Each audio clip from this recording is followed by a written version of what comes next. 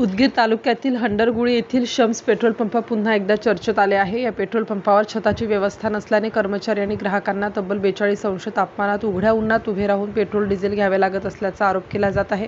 पंपावर भाव फलक, इंधन साठा फलक, तक्रार पेटी, शुद्ध पिण्याचे पाणी, महिलांसाठी स्वतंत्र स्वच्छतागृह आणि कार्यरत हवा मशीन यांसारख्या मूलभूत सुविधांचा अभाव असल्याची चर्चा आहे।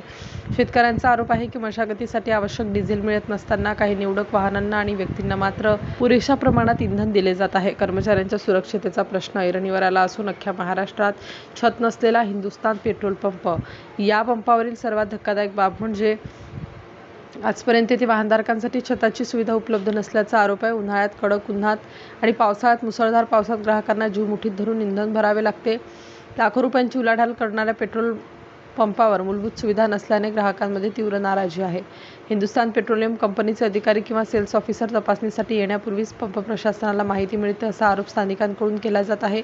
त्या दिवशी थंड पाणी, स्वच्छ शौचालय आणि इतर सुविधा उपलब्ध करून दिल्या जातात, मात्र अधिकारी परतल्यानंतर पुन्हा परिस्थिती पूर्ववत होत असल्याची चर्चा आहे। भरारी पथक आणि पुरवठा विभागाचे मौन संशयास्पद।